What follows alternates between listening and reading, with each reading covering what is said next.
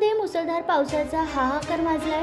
पावसामुळे आतापर्यंत 30 जणांचा मृत्यू झाल्याची बातमी समोर येते, तर पूरग्रस्त भागातील 17,800 लोकांचं स्थलांतर करण्यात आलंय।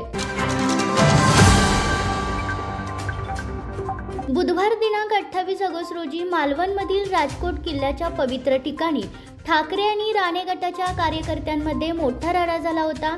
या प्रकरणी मालवण पोलिसांकडून दोन्ही गटातील 42 जणांसह शेकडो अज्ञातांवर गुन्हे दाखल करण्यात आले।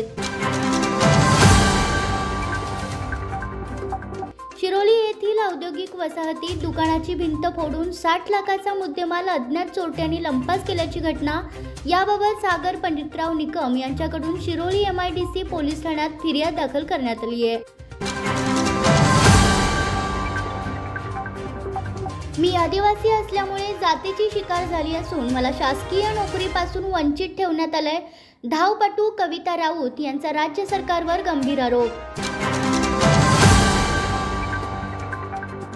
पॅरिस येथे झालेल्या ऑलिम्पिक स्पर्धेत नेमबाजीत कांस्य पदक मिळवलेल्या ऑलिम्पिक वीर स्वप्नील कुसाळेला कोल्हापूर जिल्हा सहकारी दूध उत्पादक संघामार्फत 1 लाख रुपयाचे बक्षीस, पालकमंत्री हसन मुश्रीफ व गोकुळचे चेअरमन अरुण डोंगळे यांच्या उपस्थितीत धनादेशाचं वितरण।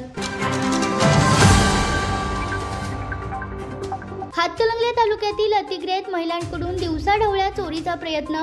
ग्रामस्थांनी तत्परता दाखवत चोरट्या महिलांचा पाठलाग करत पकडून हातकणंगले पोलिसात दिल्याची माहिती।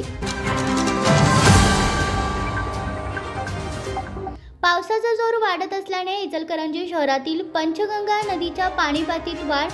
नदीवरील लहान पूल वाहतुकीसाठी तिसऱ्यांदा बंद करण्यात आलाय, तर सध्या पंचगंगेची पाणीपातळी 59 फुटावर। राधानगरी तालुक्यातील खिंडीवरवडे गावातील एका शेतकऱ्याला गवारेड्याने धडक देऊन गंभीर जखमी केल्याची घटना। बळवंत सकाराम शेटके असे त्या शेतकऱ्याचे नाव असून CPR मध्ये उपचार दरम्यान त्या शेतकऱ्याचा गुरुवारी सकाळी मृत्यू झालाय। या घटनेने खिंडीवरवडे गावात हळहळ व्यक्त केली जाते।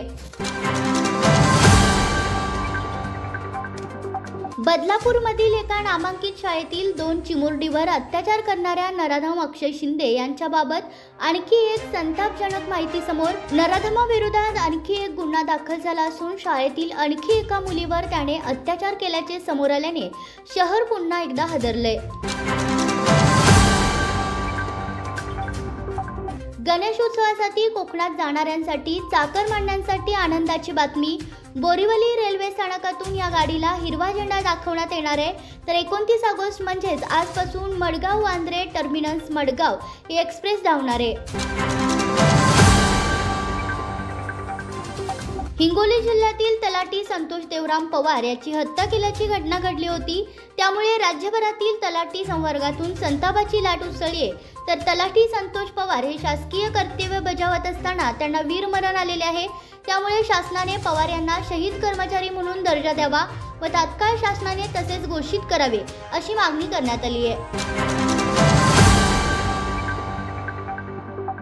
संजय घोडावत विद्यापीठाकडून आपत्ती व्यवस्थापनाच्या क्षेत्रात करिअर करू इच्छिणाऱ्या विद्यार्थ्यांसाठी MBA आपत्ती व्यवस्थापन अभ्यासक्रम सुरू करण्यात आलाय। यामुळे करिअरच्या अनेक संधी खुल्या होणार असल्याची माहिती कुलगुरू प्रोफेसर उद्धव भोसले यांनी दिली आहे।